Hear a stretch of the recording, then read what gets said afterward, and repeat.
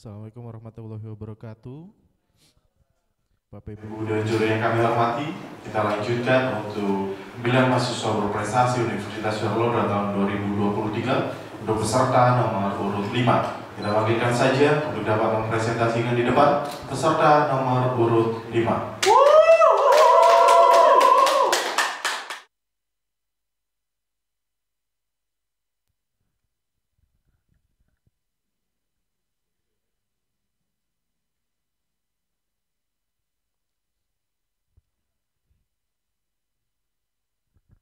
Assalamualaikum warahmatullahi wabarakatuh. Perkenalkan, saya dari nomor urut 5 dari Fakultas Pertanian Program Studi Agribisnis. Di sini saya akan mempresentasikan dengan judul pemanfaatan tepung singkong menjadi chips tempe.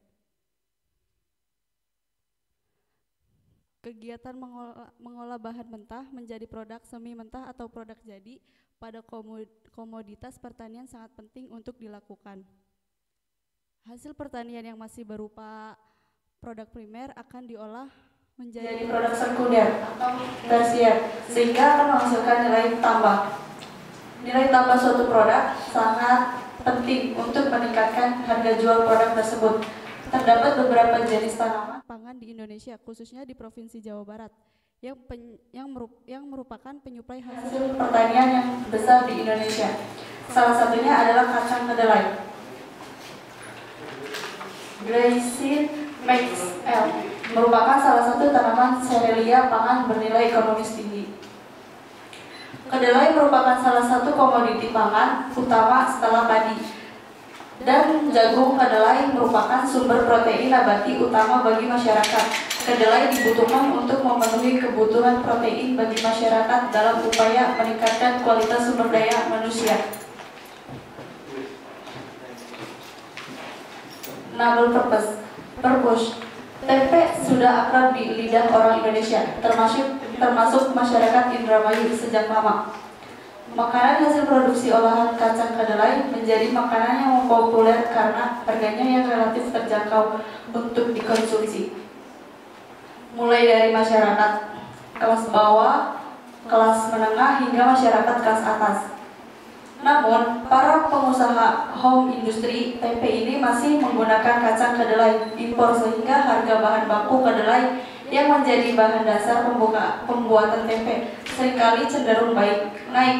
Oleh karena itu, kami memiliki ide, yaitu dalam membuat suatu inovasi yang bahan dasarnya dari tempe yang diolah menjadi olahan chips tempe ini. Chips dari bahan dasar tempe ini akan lebih menarik minat konsumen yang sebelumnya tidak menyukai tempe menjadi tertarik karena telah diolah menjadi olahan makanan ringan yang lebih praktis dan juga memiliki nilai gizi yang baik bagi tubuh.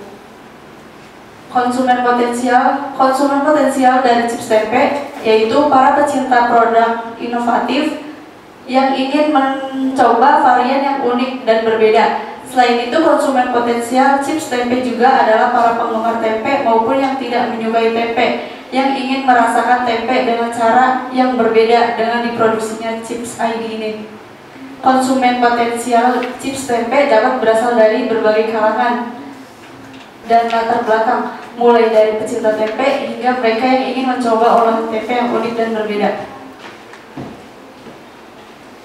Chips tempe adalah makanan ringan yang terbuat dari tempe dengan tekstur yang renyah di luar dan lembut di dalam, serta kaya akan protein karena kandungan tempe yang tinggi. Chips tempe dengan tambahan tepung mokaf adalah jenis kue kering yang terbuat dari campuran tepung singkong, campuran tepung terigu dan tepung mokaf, gula, mentega, telur, dan bahan-bahan lainnya seperti coklat chip, kue kering, atau rempah-rempah. Mokaf adalah singkatan dari Modified Cassava Flour, yaitu tepung singkong yang diolah melalui proses modifikasi untuk meningkatkan kualitas dan nilai gizi. Tepung mokaf sendiri merupakan tepung yang diolah dengan teknologi fermentasi, sehingga lebih mudah dicerna oleh tubuh dan kaya akan serat serta nutrisi lainnya. Pemasaran. Pasal yang kami target diantaranya mahasiswa, para pelajar, anak-anak, dan orang dewasa. Sebagai contohnya, perhitungannya diperkirakan jumlah mahasiswa sekitar 6.000 orang. Target pasar kami untuk tahap awal hanya sampai situ. Namun kami perluas sedikit dengan konsumen masyarakat Kota Indramayu. Jumlah penduduknya 1.834.434 orang dan konsumen online di luar Kota Indramayu. Untuk cara pembuatannya sendiri, potong tempe menjadi kecil-kecil, kemudian tempe di oven, letakkan coklat, batang, dan mentega. Selanjutnya campur terigu dan gula pasir yang telah dihaluskan sampai tercampur rata. Lalu beri sedikit garam, mixer kembali sampai tercampur. Lalu sambil tuangkan coklat yang telah cair tadi sedikit demi sedikit. Setelah itu masukkan tempe yang telah menjadi bubuk, aduk lagi sampai tercampur dengan rata. Untuk keuangannya, adapun perincian biaya dan prospek penghasilan dari pemanfaatan tepung singkong menjadi chips tempe sebagai berikut. Dalam satu hari kita bisa menghasilkan 10 bicis, 1 minggu 70 bicis, 1 bulan 300 bicis, 3 bulan 900 bicis, 6 bulan kita menghasilkan 1.800 per bicis. Harga penjualan selama 6 bulan, produk selama 6 bulan, dan harga jual 1.800 dikali 10.000 per bicisnya 18 juta. Total penjualannya 18 juta. Penjualan produk per bulan 18 juta dibagi 6 bulan jadi 3 juta. Biaya yang dikeluarkan selama 6 bulan 14.598.000. Terima kasih.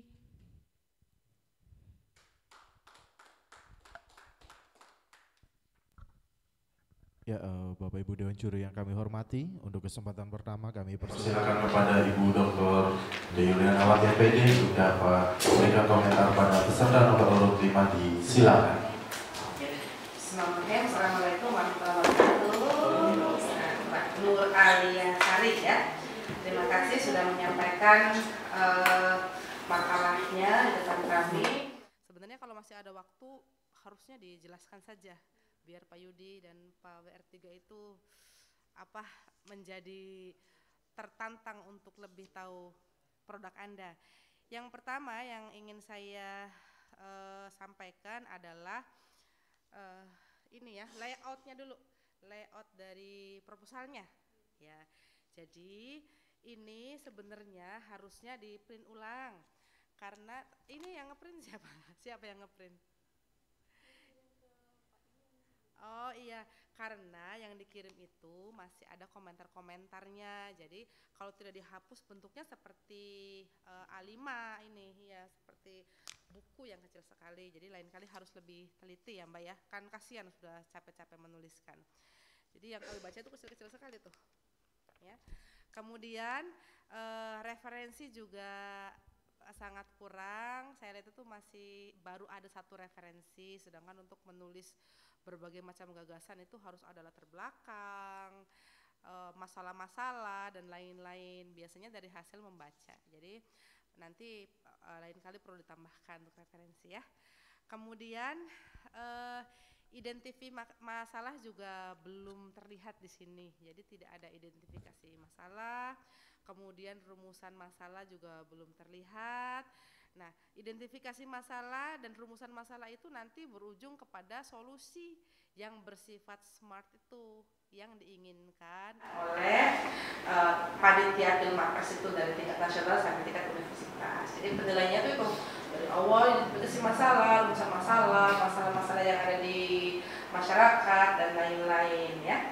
Jadi kalau saya lihat ini isinya hanya informasi mengenai pemanfaatan tepung singkong ya. Jadi harusnya itu digali dulu masalah yang dihadapi masyarakat itu apa, targetnya ke siapa ya. Kali ini targetnya ke siapa, partisipan penelitiannya siapa yang akan melakukannya. Berarti mahasiswa kan yang akan menjadi targetnya Ya, itu tuh tujuannya untuk apa? Apa keuntungan yang bisa dirasakan oleh orang yang melakukan hal ini, ya, secara langsung? Oke, nggak apa-apa, ganti pertanyaan saja ya. Tidak usah nervous, biasa saja. Kasih semangat dulu. Tidak usah nervous. Nanti mungkin lain kali kalau membuat semua hal yang berhubungan dengan karya ilmiah, ya, research report itu harus membaca pedomannya agar nanti nulisnya itu terarah. Jadi apa dulu dari awal sampai akhir flow-nya itu enak dibaca, kemudian sesuai dengan rambu-rambu yang ada di sirkuit. Itu saja sih yang saya ingin sampaikan, hanya syarat saja ya. Untuk pertanyaan dan lain-lain saya serahkan kepada bapak-bapak di sebelah saya. Terima kasih. Selanjutnya untuk kedua kita persilakan kepada Bapak Insinyur Yudi Mahmud MP untuk dapat menyampaikan saran, pertanyaan dan pendapat kepada peserta nomor 5. Disilakan.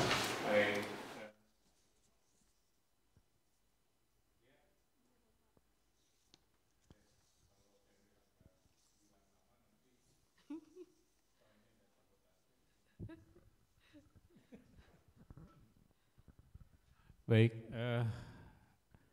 kayaknya lihat tuh udah panik duluan ya lihat saya, karena saya mengajar juga di agribisnis.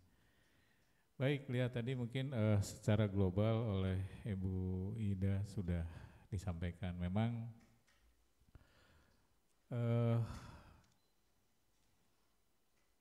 di sini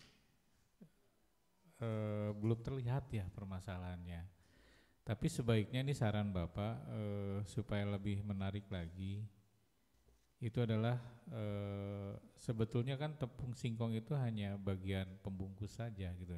Justru masalahnya adalah berapa efektifkah gitu ya, atau berapa persenkah yang bagus dalam penggunaan tepung singkong untuk chip itu. Kenapa harus menggunakan tepung singkong dibanding keunggulan tepung terigu misalnya? Itu permasalahannya adalah misalnya mengurangi ketergantungan penggunaan tepung impor dan sebagainya. Itu kan permasalahannya harusnya ya. Tapi memang ini belum tergali, ini hanya semacam bagaimana sih membuat chip tempe menggunakan tepung singkong, biayanya berapa, produknya berapa ya. Jadi yang sekarang saya ingin tanya aja deh, sebetulnya yang ingin disampaikan dari dalam tulisan ini apa sih dari Lia? Mangga.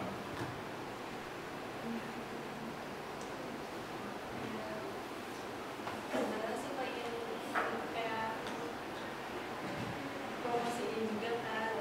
Karena ini kan dari hasil kemarin kita ada presentasi dari praktikum dari mata kuliah kewirausahaan. Jadi ini bisa dikembangkan buat produk chips tempe ini. Produknya juga udah banyak yang beli juga Pak. Iya, nggak masalah. Sebetulnya itu nggak masalah. Ini salah satu alternatif kan tadi. Maka permasalahannya adalah harusnya apa yang ditarik dari pemanfaatan tepung singkong ini gitu kan.